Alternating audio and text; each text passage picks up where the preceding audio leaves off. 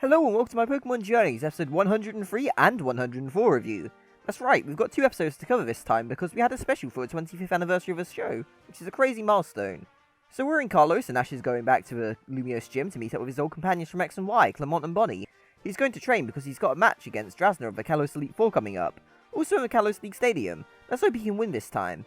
It's really great to see him react to the announcer on TV showing him, highlighting his past successes and calling him a rising star of Kanto, followed up by a word from Drasna. Meanwhile, Go has gone off to catch a Pokemon before heading to the gym where he finds a Froakie.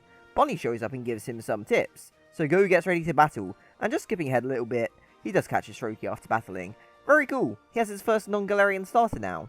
As for Ash, he arrives at the gym where Clemont and Luxray defeat a challenger, and their reunion is just so cute. The way they all send out their teams, just like its old times, is just fantastic. And I really like that Clemont doesn't really know what Ash's Galarian Pokemon are. It works because, yeah, I can see him never encountering any, but Dracovish and Sirfetch'd are the focus of his two-parter. It turns out that Clemont's Bunnelby evolved too, which is awesome because Diggersby is very based.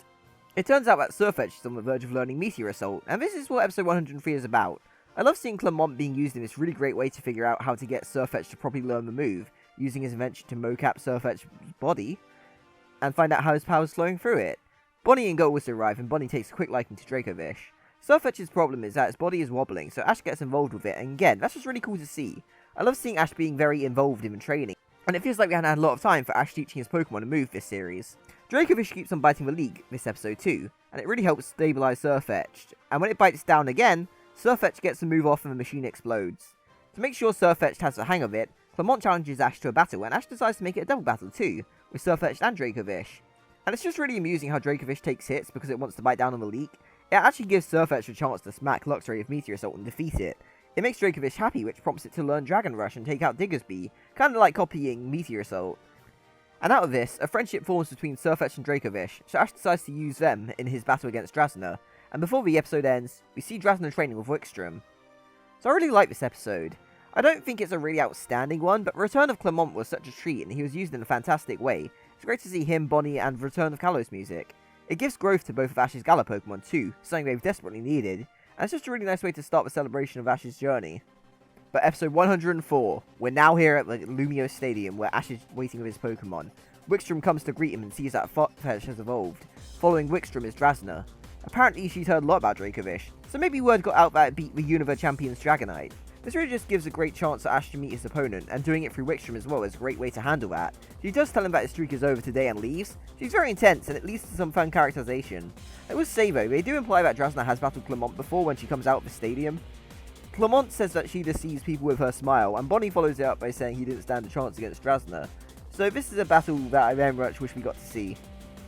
Sirfetch'd and Noivern leave this battle, and it's great to see Ash get the first hit. It's just a little thing, but it sort of feels like it gives him some momentum, which is then taken away as Noivern's Boom Burst is so powerful it tears the ground to rubble and disarms Sirfetch'd with his shield, with a Dragon Pulse quickly knocking the sword away afterwards too.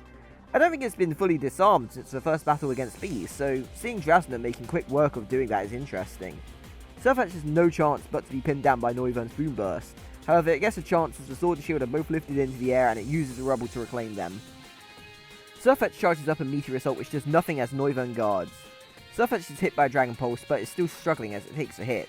It's up to Dracovish now as Ash recalls the damage Sirfetch'd. They both hit each other with a strong hit. Dracovish hits an Ice Fang, Noivern hits a Super Fang. So Drasna recalls Noivern from her Altaria.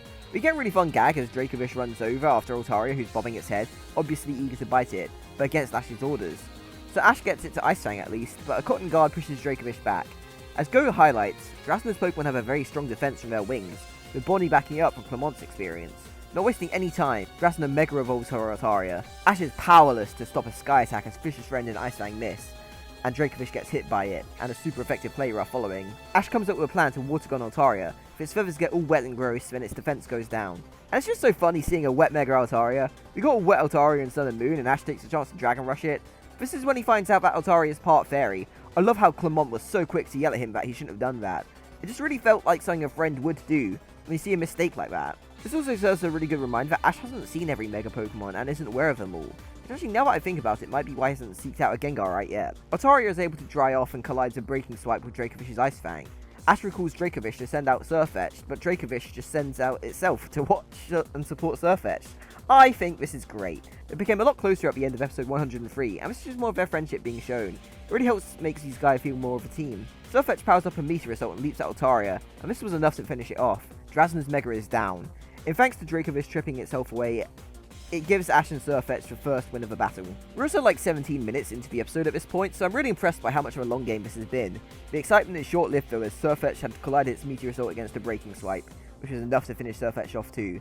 And upon being recalled, Sirfetch'd wants to stay out and watch. Wickstrom also loves Sirfetch'd and its spirits. It's great. It's Noivern versus Dracovish now.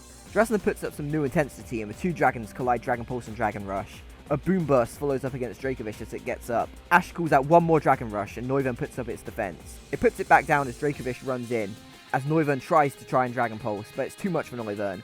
Ash takes the win and ranks up to rank 9. He's now the best of the hyperclass. Outside the stadium, Wickstrom and Drasna congratulate Ash. Bonnie does a gag of asking a woman to marry Clement, and that's the end of the episode. I really like this battle. First and foremost, I'm really glad to see his Gala Pokemon get a big win. It feels like they both have the same amount of focus as each other, and both support each other to get the win, in terms of damage rate output and literally being out their Pokeballs and cheering for each other. If there's anything amazing that came out with special, it's the unlikely friendship of Sirfetch'd and Dracovish. To be honest, I'd say the animation did leave a bit to be desired. I don't think it's horrible or anything, but for a big event like this, it's just not at the same heights of Volkner, B, or Romani battles. Overall though, I'd say that this is a really good special. Return of my favourite XY companion, using him to help Ash prepare for a really intense battle. I'm just really happy with this overall. Before I go, I want to say a very happy birthday to Pokemon anime. It's been one of those things that's been a constant in my life since getting into it, and even during the time I wasn't watching in Best Wishes, I at least kept up with what was going on. And having Sun and Moon really explode my love for it again was amazing. I can't believe we're near the end of the journeys, but I'm so excited for what the future holds. Happy birthday, Pokemon.